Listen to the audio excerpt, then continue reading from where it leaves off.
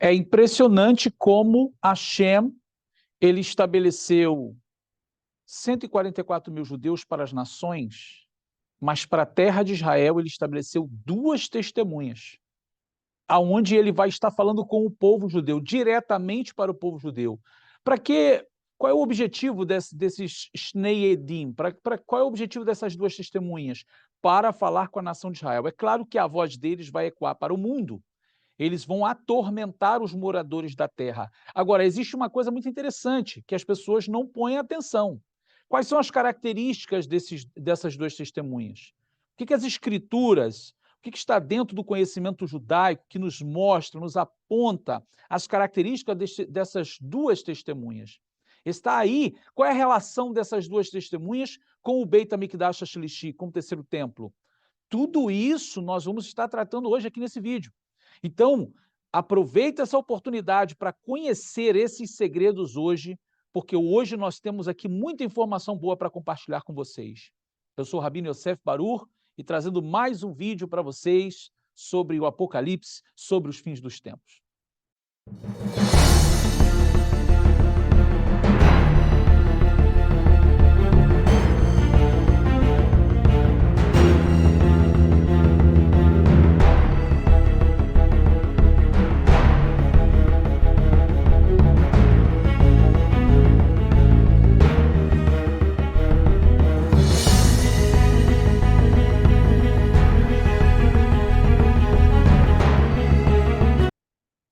Baruch Hashem, que brachá podemos estar aqui com mais um vídeo e falando nesse tema sobre as duas testemunhas, aonde o cenário final, nós vamos ver o cumprimento literal das palavras de Hashem por meio do profeta Malaquias.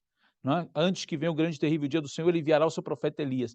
Ora, tem uma característica que já é muito literal, né? E o próprio povo judeu há séculos, há milênios espera Eliyahu Hanavi, o profeta Elias, chegar para anunciar a Geulá, aquele que traz boas novas a Sião. Isso nós já sabemos, mas e a outra testemunha? Quem será o outro? Será Moshe Rabbeinu? Será Moisés? Ou será outra pessoa? É isso que nós vamos estar tratando aqui hoje, e você já é muito bem-vindo aqui ao nosso vídeo, ao nosso canal. Você que já está nos acompanhando, esse aqui é mais um vídeo, é mais uma parte desse shiurim sobre Apocalipse, sobre os últimos dias. Você que está chegando aqui agora no canal, né, nós estamos tratando desses temas, são temas escatológicos dentro das escrituras e também dentro da tradição judaica, abordando os termos hebraicos, os termos do original das escrituras. Então, já quero pedir a vocês que compartilhem o vídeo, não esqueça de dar o like aqui, de acionar o sininho para que você tenha as notificações dos nossos vídeos. E vamos lá, eu já quero compartilhar com vocês o nosso material aqui de hoje, né? Um tema muito importante, um tema que vai trazer muita claridade ao conhecimento que vocês já têm, né? Que é, como nós já mencionamos, o Beit HaMikdash HaShlishi, o Shnei HaEdim, o terceiro templo e as duas testemunhas. Que coisa especial quando a gente olha para esse tema tão importante, um tema que cria expectativa, curiosidade, e claro que ao falar sobre duas testemunhas, nós vamos entrar aqui no capítulo onde está registrado esse texto, né? Onde está registrado esse evento, e você vai perceber que não tem como falar de duas testemunhas se não falar de um terceiro templo. E por que eu estou falando terceiro templo? Ora, porque já tivemos dois, né? Beit HaMikdash Arishon, primeiro templo, foi aquele que o nosso grande rei Salomão, Shlomo HaMelech, ele edificou. E qual foi o segundo templo? Ora, depois do cativeiro babilônico, quando a Babilônia destruiu o primeiro templo, né? Depois, no Shivat Sion, na volta para Sião, antes um pouquinho da volta a Sião, né? Quando o rei Ciro ele deu a carta a Zorobabel para voltar para Israel, para Jerusalém especificamente, com o sumo sacerdote Yehoshua, ou Yeshua ben Yehotzadak, para reconstruir a casa de Deus. Então eles reconstroem, e esse passa a ser chamado de Beit HaMikdash Hasheni, que é justamente o templo que vai desde Zorobabel ali até o templo de Yeshua, o Messias de Israel. Ali o período neotestamentário. A diferença que há, é claro, é que aquele templo ali, que é o segundo, o Beit HaMikdash Hasheni, do período de Yeshua, no período do século I da Era Comum, ele foi embelezado pelo rei Herodes. Então ele fica muito imponente, muito suntuoso. Então foram 2 templos, foram o primeiro e o segundo. E esse que está para ser reconstruído, será o Beit HaMikdash Shlishi. Ora, nós vamos ver aqui no texto, não é? O que Yohanan Mashaliach, ou seja, o que o apóstolo João, ele está vendo na sua visão. E aí isso vai nos dar toda a indicação do terceiro templo. Então, essa é a razão pela qual nós estamos tratando aqui já especificamente sobre o Beit HaMikdash Shlishi, ou seja, mostrando que ele será reconstruído. Ok? Então, acompanhe comigo. Nós temos de todo o projeto da planta baixa do templo, seja aqui como nós vemos no próprio texto, nós vamos entrar aqui agora, o que Hashem, por meio de Yohanan Hashaliach, ele vai estar falando. Veja, Ushnaim Chodashim, e foi-me dada uma cana semelhante a uma vara, e chegou o anjo e disse: levanta-te e mede o templo de Deus, e o altar e os que nele adoram, e deixa o átrio que está fora do templo, e não o meças, porque foi dado às nações, e pisarão a cidade santa por 42 meses.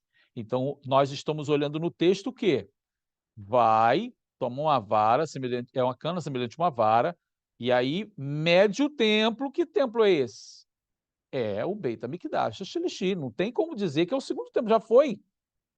Ele está falando dos tempos finais, ele está falando de um terceiro templo. Ou seja, é necessário que haja um terceiro templo. E o que nós vamos ver a partir daqui é justamente toda essa representação. Eu vou mostrar aqui algumas imagens e a gente vai ver como será isso possível. Mas vamos fazer uma análise agora, nesse texto, dentro dessas palavras, o templo de Deus, o altar e os que nele adoram, nós vamos ver algumas coisas muito interessantes. O que significa o templo de Deus? Ora, é o terceiro templo. Isso tem que ficar claro. Não? Há pessoas que estão dizendo que não vai haver terceiro templo, que isso não será possível. Não será possível na lógica humana, mas a lógica de Deus não é a nossa. E tudo que está dentro dos propósitos divinos tem que se cumprir e vai se cumprir. Um terceiro templo está sendo apontado, um terceiro templo está sendo mencionado.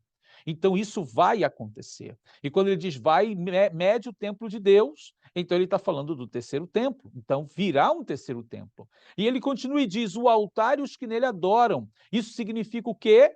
Indica serviço ativo no templo.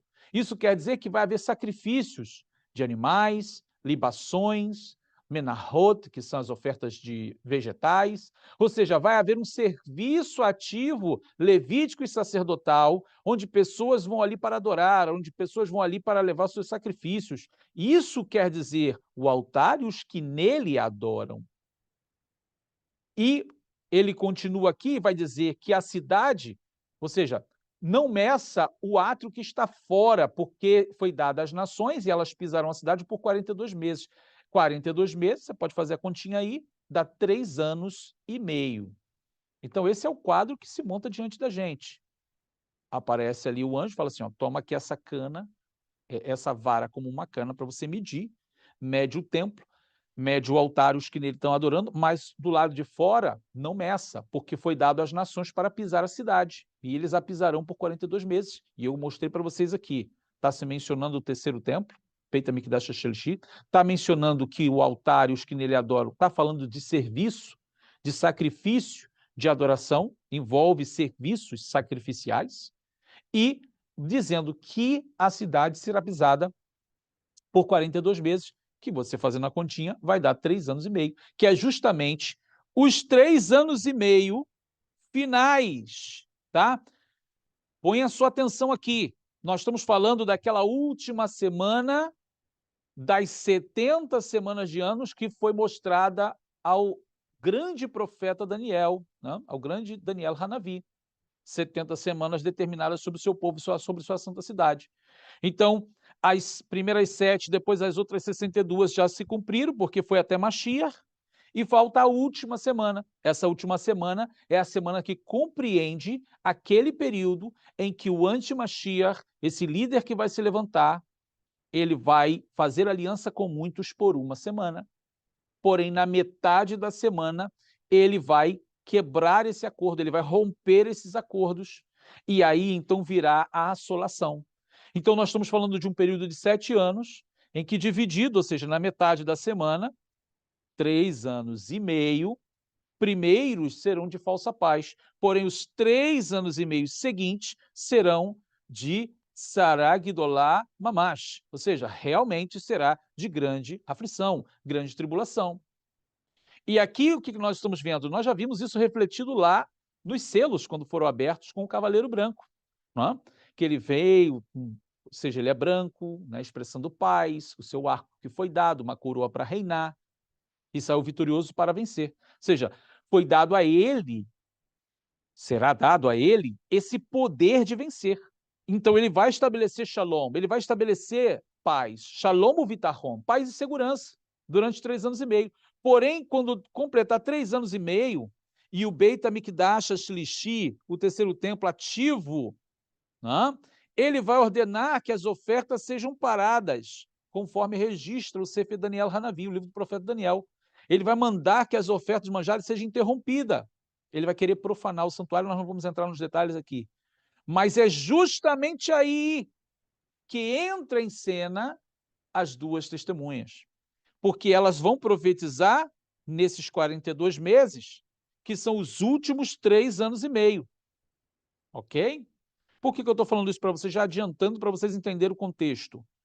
Porque logo no mesmo texto que nós lemos abaixo, quando termina de falar de toda a ação e atuação dessas duas testemunhas, no final desse evento, no final da sua profecia, dos dias da sua profecia, ou seja, quando se completa os 3 anos e meio, a 7ª trombeta é tocada. A última trombeta é tocada. E nós também vamos tratar aqui do tudo aquilo que envolve Hashofar Hashivi'i, ou seja, a 7ª trombeta. Nós vamos falar isso aqui, que é a última trombeta, tá certo? Mas não aqui nesse vídeo, vai ser um outro vídeo. Aqui nós vamos tratar, e mostrando já para vocês que os últimos 3 anos e meio tratam justamente da atuação das duas testemunhas na terra de Israel, trazendo um tormento, que é isso que nós vamos ver aqui, um tormento. Eles vão atormentar os moradores da terra, em especial da terra de Israel. Isso vai se refletir para o mundo também.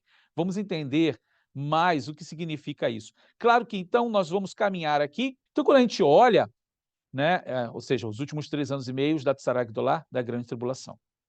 Quando a gente olha para o objetivo pelo qual é medido, a gente tem que perguntar, mas por que Deus está mandando medir? Né? Por que medir?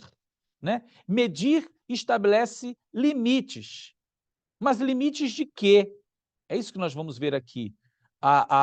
Quando ele diz para medir o santuário foi medido. Olha o que está sendo medido. O santuário foi medido, o altar foi medido, e os sacerdotes e os adoradores foram medidos, ou seja, foi estabelecido um limite, foi estabelecida uma conta, ou seja, daqui até ali sobre o altar, daqui até ali sobre o santuário, daqui até ali os sacerdotes e os adoradores. Então, o que significa esse? Qual é o objetivo? Para que eles sejam preservados e não profanados. Na realidade, a questão de profanação que eu estou querendo tratar aqui é de destruição. Existe um tempo para as coisas acontecerem. E quando a gente diz, olha só, mede o santuário, o altar e os que nele adoram, mas o lado de fora não meças, porque está sendo dado às nações e elas vão pisar a cidade por 42 meses. Porém, o santuário, o altar e os que adoram vão estar tranquilos, vão estar dentro de um limite estabelecido por Hashem, provavelmente numa certa proteção divina. Não é? Ou seja, vai haver profanação no sentido de que o anti-Mashiach ele vai querer ultrapassar os limites da santidade e os limites da verdadeira adoração. Isso é uma coisa que a gente entende pelo próprio texto, né? De querer colocar a sua imagem lá dentro do Beit HaMikdash, de querer colocar a sua imagem dentro do santuário. E isso aí vai provocar desolação.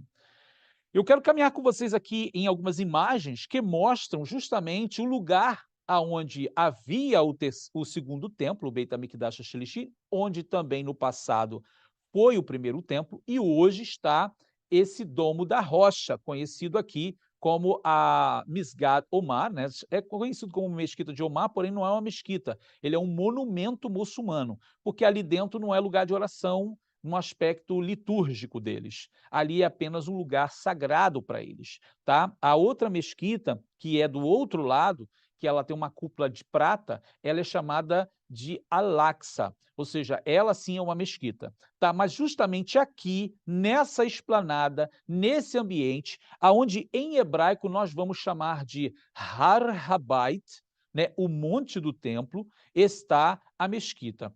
Uma coisa interessante para a gente poder falar aqui é uma coisa até que me foi perguntado na nossa yeshivá essa semana, né? Então, falar sobre a questão da adoração no lugar santo, será que o terceiro templo ele tem que ser construído justamente ali, né, aonde está esse domo, né, esse domo dourado aí da rocha, né, esse monumento muçulmano, ali dentro está o que é chamado de Even Hastiá, pedra de fundação, né, que foi o lugar onde Abraham levou Isaac para poder sacrificar, aonde nosso rei Davi ali depois fez um sacrifício, ou seja, tem todo um significado muito profético, muito sagrado para Am Israel, para o povo de Israel. E os muçulmanos tomaram aquilo ali como sagrado também para impedir, né, a nossa adoração perfeita e completa, como sempre foi. Porém, isso, claro, está dentro de um propósito divino. A pergunta que me fizeram foi essa: será que então vai ter que ser feito nas mesmas medidas ali? O Santo dos Santos vai ter que ser ali? Mas se o Santo dos Santos tem que ser ali novamente, então como vai fazer? Porque o monumento muçulmano está ali. Então, assim, vamos esperar ter um terremoto? Vai haver um atentado? Aquilo vai ser destruído? Israel vai tomar força? O que vai acontecer? Ora, se a gente pensa realmente que vai haver acordos de paz para que haja shalom ubitachon, paz e segurança, logo então a gente não pode ter um conflito nesse lugar. Então, olhando pelo prisma de que vai haver shalom nesse lugar, aí nós temos, que eu estou trazendo para vocês agora, as discussões, as machlokot que havia. Primeiro, se insistia muito de que não pode ser em outro lugar, tem que ser ali. Então, o que vai acontecer? Não sei. Mashiach vai chegar e vai tirar isso daí.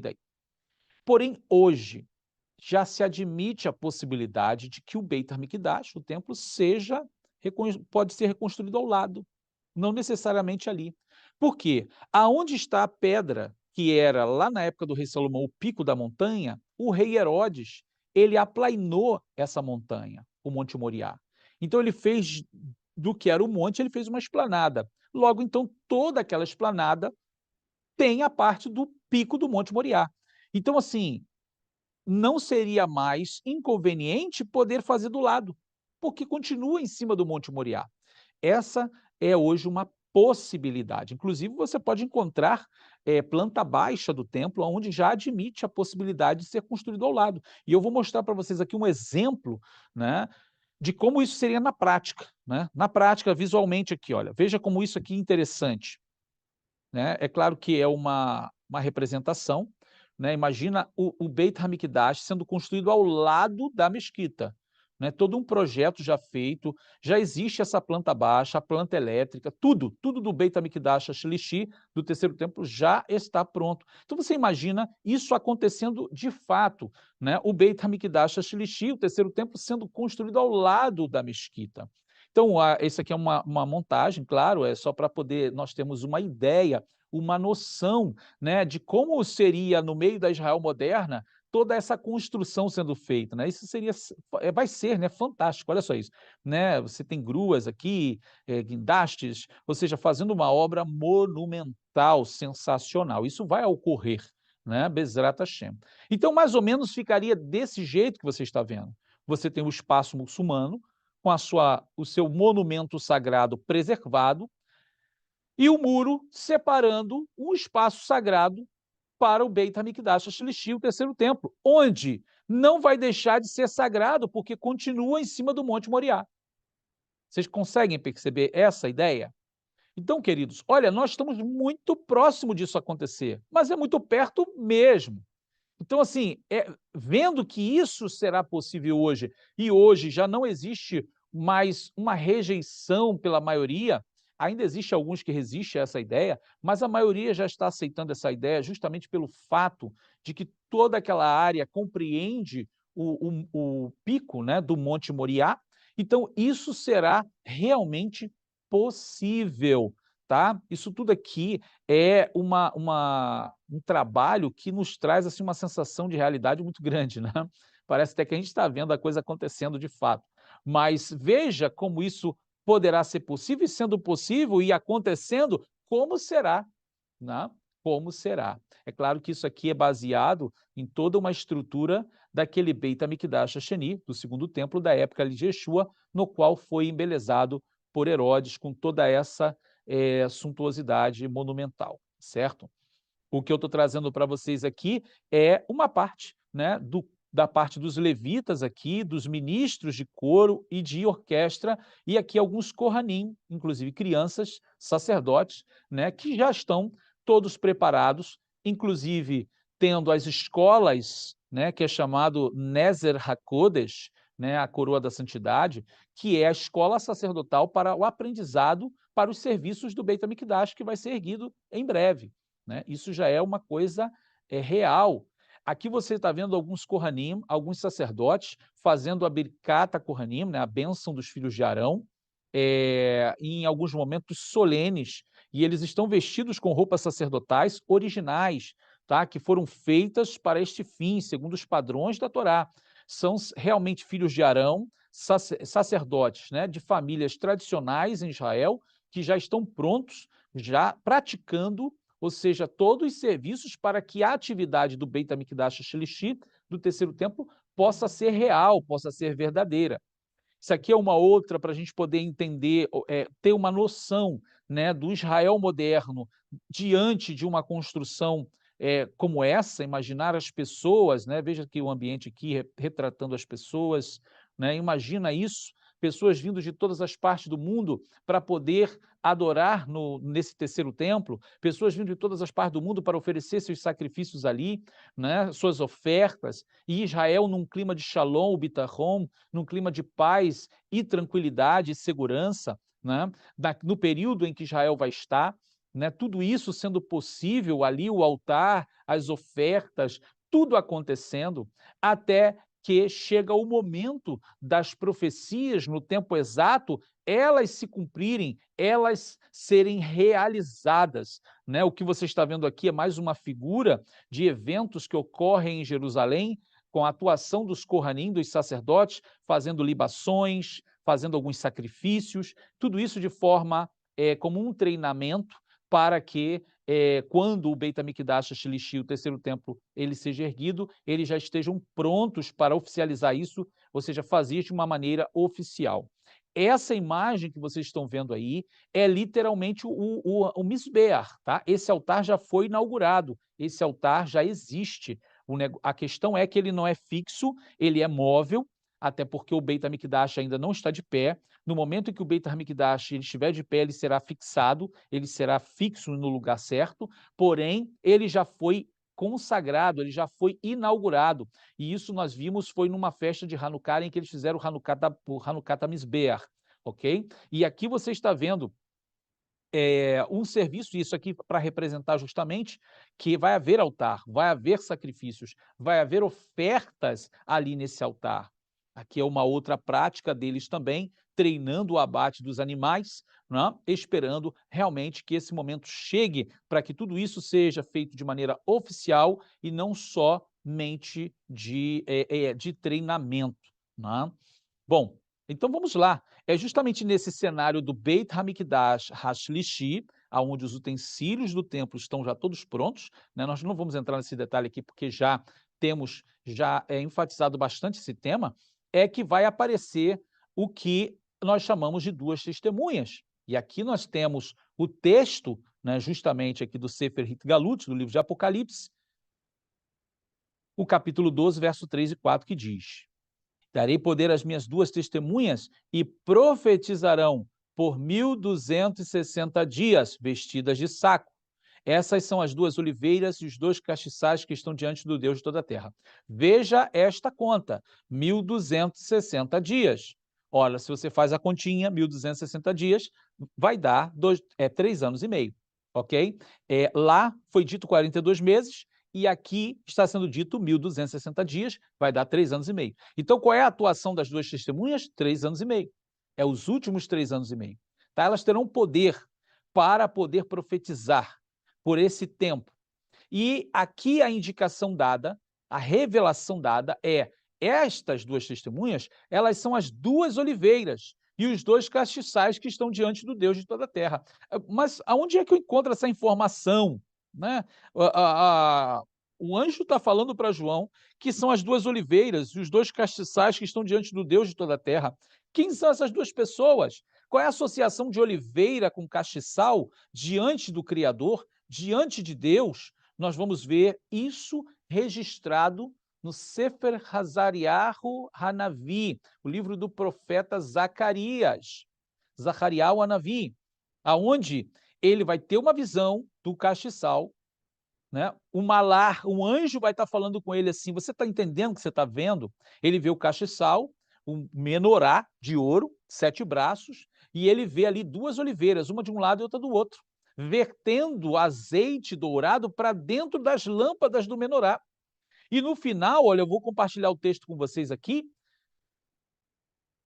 Respondi mais dizendo-lhe: que são as duas oliveiras à direita e à esquerda do castiçal? E respondendo-lhe outra vez, disse: que são aqueles 2 ramos de oliveira que estão junto aos 2 tubos de ouro e que vertem de si azeite dourado? E ele me falou dizendo: não sabes tu o que é isto? E eu disse: não, senhor meu. Então ele disse: estes são os 2 ungidos que estão diante do Senhor de toda a terra. Queridos, olha que coisa extraordinária. Zacarias vai ter essa visão no capítulo 4. Ele vê ali o castiçal, as 2 oliveiras, e quando ele pergunta o que é, o malar vai dizer para ele assim: você não sabe o que é? Esses são os 2 ungidos. Literalmente ali no hebraico é Bnei Yitzhar, né? Os filhos do óleo. Então, assim, quando a gente olha para o hebraico traz para a gente segredos maravilhosos, como nós já abordamos aqui. E é muito importante quando você estuda as escrituras tendo conhecimento da língua. Não é? Às vezes a tradução ela fica muito superficial. Né? E aproveitando aqui que nós estamos falando de Ivrit, né? Lashon Ivrit, a língua hebraica, e como é importante você saber hebraico. Nós temos o nosso curso de hebraico, é importante lembrar a você que se você quiser aprender hebraico para você mesmo fazer a sua exegese, você mesmo buscar ali, ó, aprender a ler, escrever, buscar um dicionário, ler no original, nós temos um curso básico, onde você aprende desde o Aleph Beit, tendo toda a instrução de como aprender as letras, né, as consoantes, vogais, a entonação correta, ou seja, você fica prontinho para poder ler, escrever e traduzir bastante coisa, uma excelente entonação, ou seja, tendo todo o básico da língua para você começar a fazer os seus próprios estudos, a sua própria exegese, ou seja, você mesmo com a sua Bíblia no original e o seu dicionário. Se você estiver interessado, aqui abaixo você vai ter o link para você ter aqui para você esse curso, ou seja, onde vai te preparar, vai te dar toda a capacidade de você ter toda essa condição de estudar por si mesmo. Né? Aqui no link abaixo, na plataforma do Hotmart, você vai ter esse curso para você, Baruch Hashem. E como nós mencionamos aqui, isso que Zacarias está vendo, alguém poderia dizer, não, mas você, Rabino, você está falando de algo que está claro no texto. O texto está falando de Zorobabel e Yehoshua. Sim, o sentido histórico, ele aponta para Zerubabel e Yehoshua ben Yehotzadak. Porém, Hashem está mostrando algo como aquilo que já mencionamos nos nossos estudos, Even Bamaremai, né? A pedra no espelho d'água, até porque existe uma profecia ali mostrando que o Mashiach virá, que será reconstruída a casa de Hashem de maneira eterna. Isso não aconteceu até hoje. né? Mostrando que essas testemunhas que estão diante do Deus de toda a terra, elas têm uma função especial. E é por isso que o Sefer Hitgalut, o livro de Apocalipse, vai conectar a Zacarias. Então, você vê que o que nós lemos anteriormente no livro de Apocalipse está conectando a Zacarias, porque está falando das mesmas pessoas. Então, ambos os textos estão mencionando que há duas pessoas diante do Deus de toda a terra, que são essas duas oliveiras. São esses filhos do óleo, ou filhos da unção. Agora, quando a gente menciona duas testemunhas, nós temos uma que está bem caracterizada, não é? Que vai profetizar, que vai com as características ideais. Nós, olhando para essas imagens, traz uma sensação assim de que isso está acontecendo agora, né? Vai ser nesse momento. Essas duas testemunhas elas vão falar, elas vão anunciar as palavras de Hashem, de Deus, né? E vão testemunhar do Mashiach também. Né? Que coisa especial. Quem são essas duas testemunhas? Mihem Shnei Ma'ed Ma'ele. Quem são eles? Ística você só vai ver, só vai conhecer a partir do texto das Escrituras. E diz: se alguém lhes quiser fazer mal, fogo sairá da sua boca e devorará seus inimigos. E se alguém lhes quiser fazer mal, importa que assim seja morto. Estes têm poder para fechar o céu, ó, preste atenção, fechar o céu para que não chova nos dias da sua profecia, ou seja, durante 3 anos e meio. E tem poder sobre as águas para convertê-las em sangue e para ferir a terra com toda sorte de pragas, todas quantas vezes quiserem. Olha que coisa extraordinária. Então, olhando para eles, né? Um tem uma característica que são as características de Elias, que quando nos dias do profeta Elias, ele orou e não choveu durante 3 anos e meio. Não foi assim? E são a mesma coisa, ele tem poder para fechar os céus, uma dessas testemunhas. A característica de Eliahu Hanavi. Assim como Elias orou e 3 anos e meio não choveu em Israel no passado, novamente uma dessas testemunhas vai ter o poder de fechar os céus para que não chova durante 3 anos e meio. E mais importante do que isso é que Deus falou por meio do profeta Malaquias, né? Que ele enviaria o profeta Elias. Agora, naturalmente se conecta essas duas testemunhas ao profeta Elias e a Moisés. Por que Moisés? Porque Moisés transformou as águas em sangue e também por meio de Moisés vieram as pragas sobre o Egito. Então, poder de fechar os céus seria atribuído a Eliahu Hanavi, o profeta Elias, isso está correto. E o poder de converter águas em sangue e trazer pragas associado a Moisés. Mas aqui nós vamos ter um problema. Pequeno problema, né? Qual é o problema que a gente vai ter aqui nessa argumentação sobre Moisés? Por que é complicado a gente afirmar que mesmo que uma dessas testemunhas tenha características que Moisés teve, por que é complicado dizer que é Moisés? Por conta do que nós vamos tratar aqui. De fato, Elias, virá, como foi dito por Hashem por meio do profeta Malaquiá. Eis que eu envio o meu profeta Elias antes que venha o grande e terrível dia de Adonai. Você vai encontrar lá em Malaquias 4:5. Deus está prometendo enviar o seu profeta Elias. Mas e Moisés? Moisés morreu.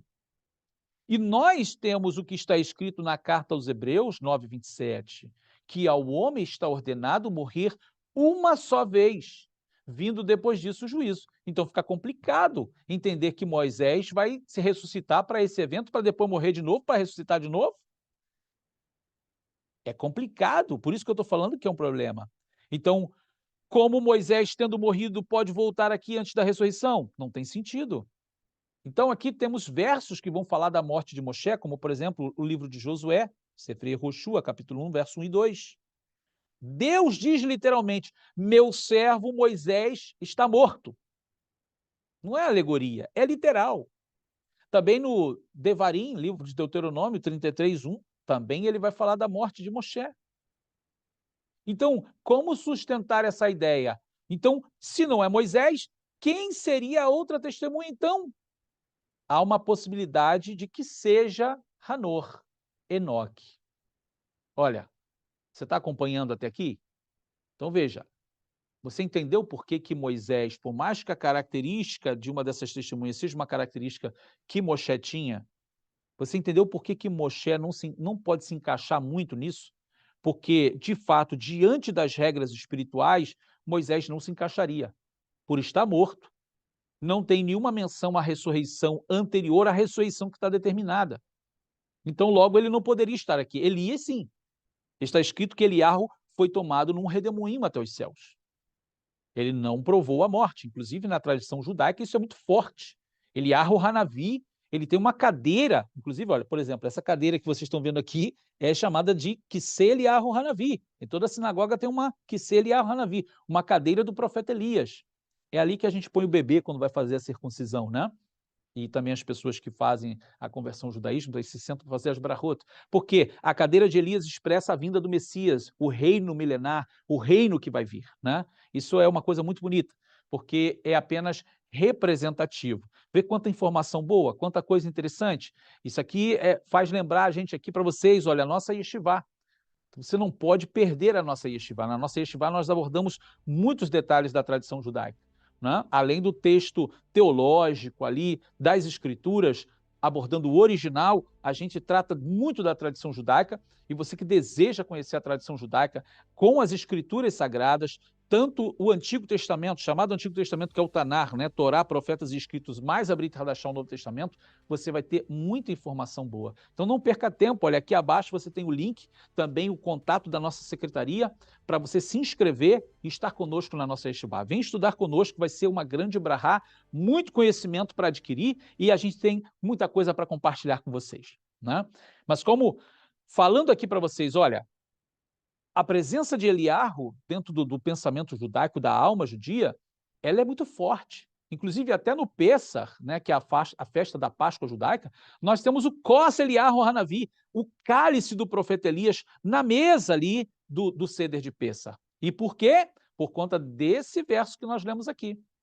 O livro de Malaquias, aonde Hashem promete que vai enviar o profeta Elias, antes que venha o grande e terrível dia de Adonai.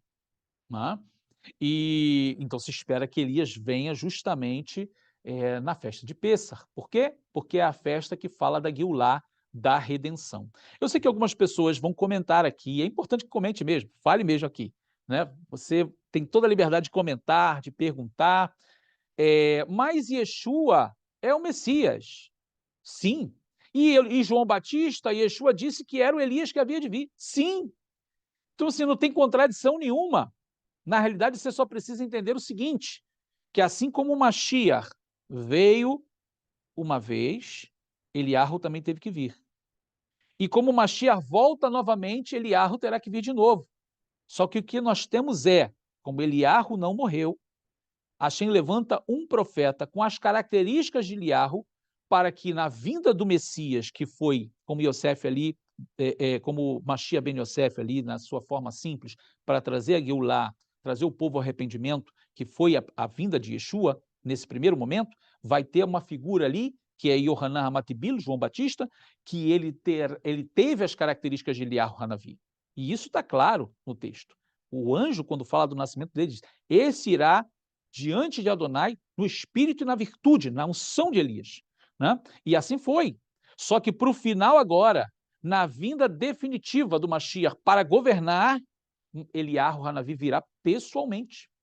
Então, assim, não tem contradição nenhuma, tem uma plena e perfeita harmonia. Né? Então, assim, qual é a outra possibilidade? A possibilidade que nós vamos compartilhar agora de Hanor, Enoque. Mas por quê? Que sentido tem isso? Vamos ver aqui agora. Pois Hanor, né, Enoque, também nos seus dias, ele profetizou. E por não ouvirem sua voz, vieram as águas do dilúvio, as águas que foram transformadas em sangue, sangue daquela geração ímpia. Você conseguiu entender a conexão?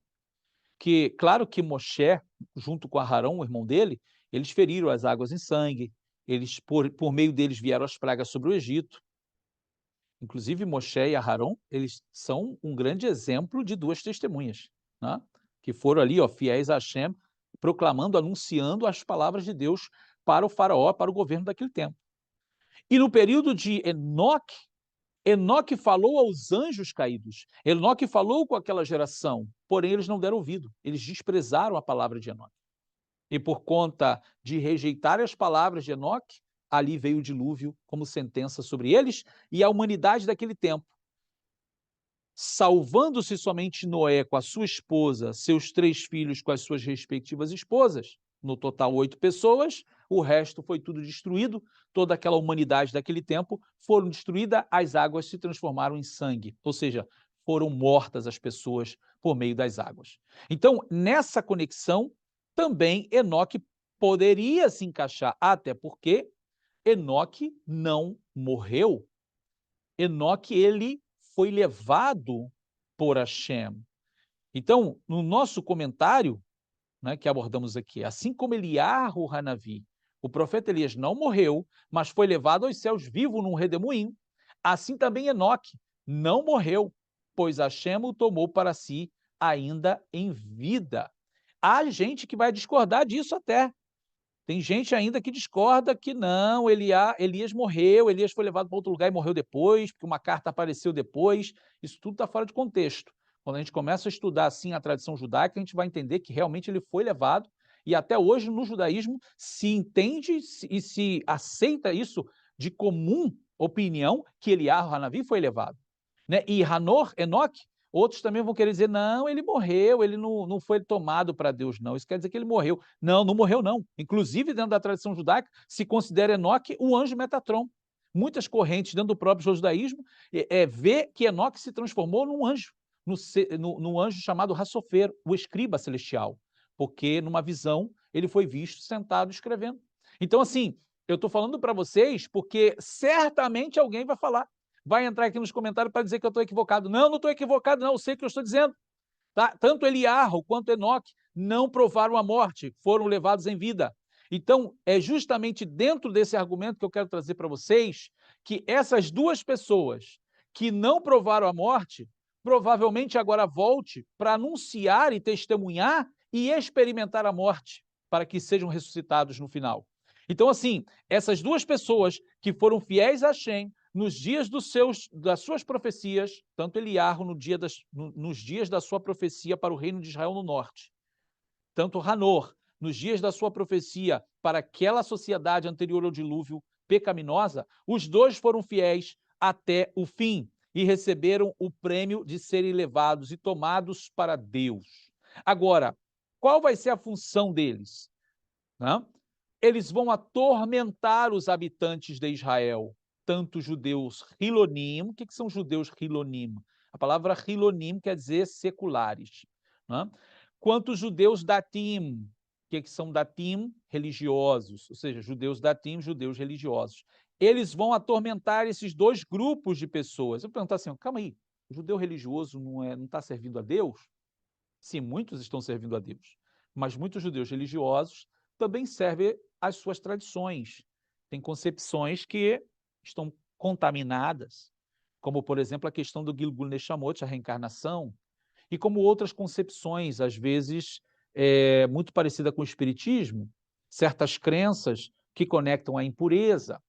Então, assim, é muito importante a gente entender que não é porque um rabino ou um outro judeu está fazendo uma coisa, isso é 100% o que tem que ser seguido. Nós estamos falando de pessoas, nós estamos falando de tradições também humanas, tradições familiares, e tem pessoas que têm tradições que não agradam a Deus, que são coisas que levam impureza, como ir ao cemitério, orar no cemitério, ou então orar para o morto. Isso também acontece dentro do judaísmo. Né? Pessoas que estão equivocadas e fazem disso até mesmo uma doutrina. Então a gente não pode estar aqui passando a mão. Pessoas boas e ruins, pessoas sinceras e pessoas perversas, pessoas equivocadas vão existir em todo lugar. Pessoas inteligentes e sábias vão existir em todo lugar, tementes a Deus vão existir em todo lugar. E dentro do judaísmo também vão existir pessoas que praticam coisas que não estão corretas diante dos olhos da Torá. É idolatria, é impureza. Nós vamos ver aqui algumas coisas. Então, é só para a gente entender que as duas testemunhas, elas não têm conveniência com ninguém. Elas não vão vir aqui para responder ao rabino-chefe Ashkenazi de Israel, ou o rabino-chefe Sefaradi de Israel. Não. O compromisso delas é com a Kadosh Baruch Hu. O compromisso das duas testemunhas é com Hashem, o Deus Todo-Poderoso, Adonai Tsebaot. elas vão vir e elas vão falar do pecado de cada uma desses dois grupos. Dos laicos que não querem nada com a Torá, nada com Hashem, que vivem suas vidas no seu pecado, e também com os religiosos, principalmente aqueles que estão criando coisas ou regras e impurezas e ainda praticando coisas que desagradam a Deus. E esse é o quadro que nós vamos ter no período ali das duas testemunhas. Ao mesmo tempo que a gente tem um avivamento na terra de Israel, a gente tem apostasia. De que forma isso acontece? A gente tem o templo de pé. Você imagina isso, o Beit HaMikdash Shlishi de pé? Quem não vai querer Israel para poder ir lá orar no Beit HaMikdash? Todos nós. Porque esse templo é um templo feito para Hashem, embora nós sabemos o que vai acontecer com ele. Ele não é um templo profano, ele não é um templo para um deus pagão, é para Hashem. E isso vai acontecer, vai atrair judeus de todas as partes do mundo. Você vai ter um Israel fervendo de gente religiosa, mas ao mesmo tempo, Israel é um país democrático em que permite que também o movimento gay, LGBT, ele tem o seu espaço. Então também tem a liberdade aí para a imoralidade. E essa imoralidade, ela aborrece Hashem. Mas em nome da democracia mundial, em nome das liberdades, isso vai acontecer. Então é por isso que as duas testemunhas vão atormentar os moradores da terra, porque elas vão falar a verdade, tanto para religiosos quanto para as pessoas que não são religiosas. Nós vamos continuar aqui, porque esse é um tema sensacional, fenomenal.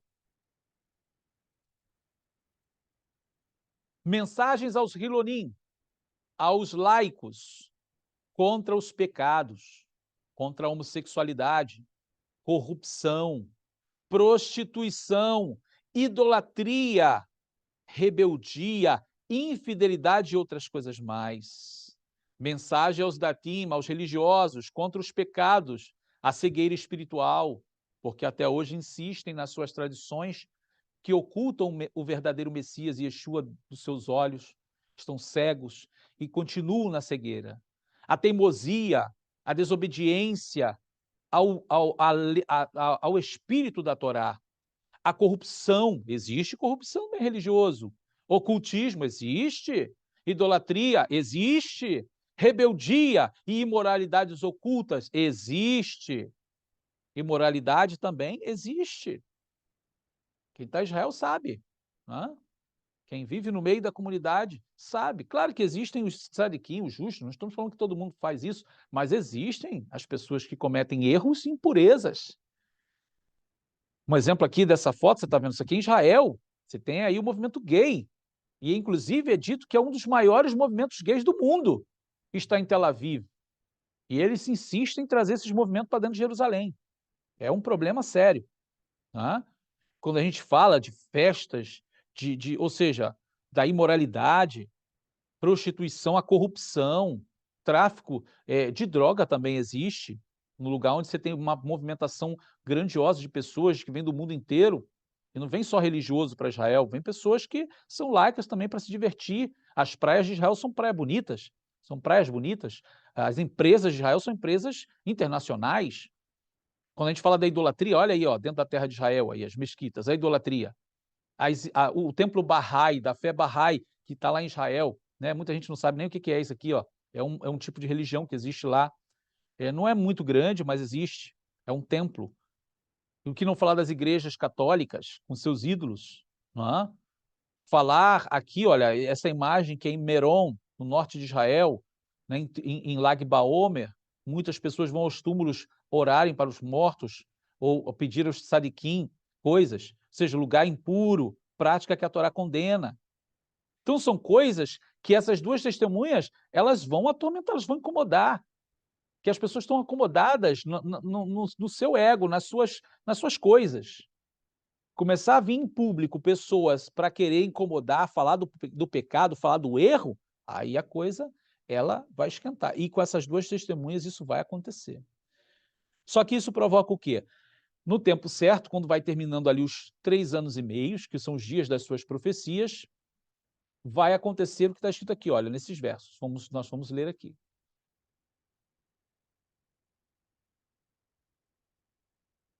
E quando acabarem o seu testemunho, a besta que sobe do abismo lhes fará guerra, e os vencerá e os matará. E jazerão seus corpos mortos na praça da grande cidade, que espiritualmente, põe sua atenção nisso, se chama Sodoma e Egito, onde nosso Senhor também foi crucificado. Aqui já está dizendo o que é, onde é, né?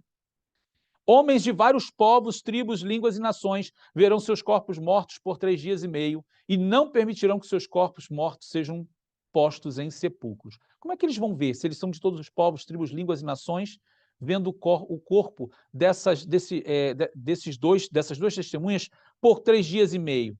Ora, duas possibilidades. Vão ver pelas câmeras de televisão, pela internet, e outros que estarão em Israel, por ocasião de festas e dos serviços do templo, de várias nações. Vão ver os corpos das duas testemunhas mortos na praça, e que será proibido sepultar essas duas testemunhas durante 3 dias e meio, perdão. Muito semelhante ao Messias, que foi 3 dias, ou seja, o terceiro dia ressuscitou. E o verso 10 diz: e os que habitam na terra se regozijarão sobre eles, e se alegrarão, e mandarão presentes uns aos outros, porquanto esses 2 profetas tinham atormentado os que habitam sobre a terra. Então, como falei para vocês, muita gente associa somente aos pecadores, mas muita gente religiosa vai se alegrar com isso. Jazerão seus corpos mortos na praça da grande cidade, que espiritualmente se chama Sodoma e Egito, onde o nosso Senhor também foi crucificado. Que cidade é essa? Jerusalém ou Roma? Olha, está claro no texto que é Jerusalém. Mas como Jerusalém pode ser chamada de Sodoma e Egito, ele vai dizer assim que espiritualmente se chama. Ora, Jerusalém que se corrompe, Jerusalém que permite o pecado, ela entra num estado espiritual de Sodoma e Egito. Se chama espiritualmente Sodoma porque a homossexualidade, a imoralidade aumenta em Israel. E Egito, ela é chamada de Egito porque comete idolatria nas relações políticas com acordos que não agradam a Hashem em nome da paz. Então você consegue perceber como é fiel a mensagem profética, como Jerusalém vai estar, como vai estar o seu clima espiritual nesse tempo. Irmãos, as duas testemunhas vão ser mortas e não vão permitir que seus corpos sejam sepultados. Isso é uma profanação gigante em relação à Torá, porque o próprio Deus proibiu que isso acontecesse. Não se pode, um judeu quando morre hoje, ele é sepultado rapidamente, porque não pode ficar mais de um dia fora da terra, ou seja, de ser sepultado. Agora você imagina essas duas testemunhas 3 dias e meio sem poder ser sepultada. Que profanação! Mas o que está escrito? Quando acabar o seu testemunho, a besta que sobe do abismo lhes fará guerra, e os vencerá e os matará. E jazerão seus corpos mortos na praça da grande cidade, que espiritualmente se chama Sodoma e Egito, onde o nosso Senhor também foi crucificado. Então, assim, eles vão estar ali até o tempo em que Hashem vai chamá-los. Quando termina os 3 dias e meio, olha o que está escrito aqui no verso 11. E depois daqueles 3 dias e meio, o espírito de vida vindo de Deus entrou neles, e puseram-se sobre seus pés, e caiu grande temor sobre os que os viram. E ouviram uma grande voz do céu que lhes dizia: subi para aqui. E subiram ao céu em uma nuvem, e os seus inimigos os viram. E naquela mesma hora houve um grande terremoto, e caiu a 10ª parte da cidade. E no terremoto foram mortos 7.000 homens. E os demais ficaram muito atemorizados e deram glória ao Deus dos céus. É passado o segundo ai, eis que o terceiro ai cedo virá. Veja o que o texto está dizendo para nós. Que depois dos 3 dias e meio vai vir do céu uma voz e vai chamar eles. Vem o espírito de vida, entra neles, e eles são levados até o céu numa nuvem. E quando isso acontece, vai haver um terremoto. Esse terremoto vai fazer com que caia a 10ª parte da cidade. Esse que nós vamos chamar de Reidat Adamá. E Jerusalém vai entrar ali num caos. Existe uma possibilidade que a parte aonde esse terremoto vai atingir é justamente a parte que está conectada à parte árabe da cidade, porque debaixo da parte árabe da cidade existem túneis que foram feitos pelo rei Ezequias. E acontecendo um terremoto, há uma grande probabilidade que esses túneis eles venham ceder, o chão venha entrar para dentro. E justamente nesse período vai morrer 7.000 homens, 7.000 pessoas vão morrer por causa desse terremoto. Então, o que vai acontecer? Algumas pessoas vão glorificar a Deus, porque vai ver que foi um grande mover de Deus. Claro, quem não vai entender que foi Deus?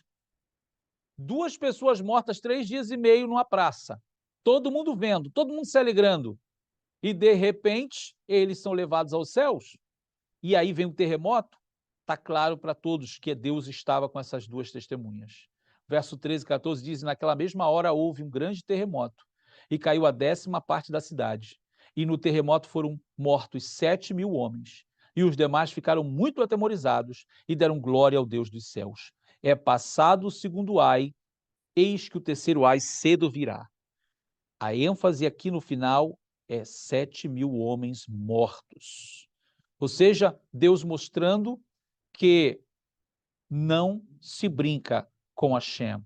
Ou seja, as 2 testemunhas vão ter um papel fundamental nesses últimos dias. E nós estamos aí, na iminência desses últimos dias. Nós estamos aí na iminência, né, de uma Tzara Gedolá, de 7 anos de acordo, de paz e bitachon, paz e segurança, a presença do anti-Mashiach, né, a presença do falso profeta, em especial aqui no tema de hoje, as 2 testemunhas, um terceiro templo edificado, ou seja, muitas coisas que estão acontecendo agora estão diante dos nossos olhos, e o cenário político e geopolítico está se movendo para que tudo isso ocorra de maneira favorável. Então, queridos, não durma espiritualmente, esteja acordado espiritualmente, aproveite todas as oportunidades que Hashem, Deus te dá para arrepender-se e estar na presença de Deus. Bom, nós vamos terminando o nosso vídeo por aqui, espero que tenha acrescentado mais ao seu conhecimento. Pedimos a você que, mais uma vez, você possa compartilhar, comenta aqui embaixo se você concorda, se discorda, qual é a sua opinião, tá? Fale conosco, não deixe de comentar e não deixe também de acionar o like lá, né, que você gostou. Então vai ser muito importante, é muito importante toda essa interação. Que o eterno Deus vos abençoe.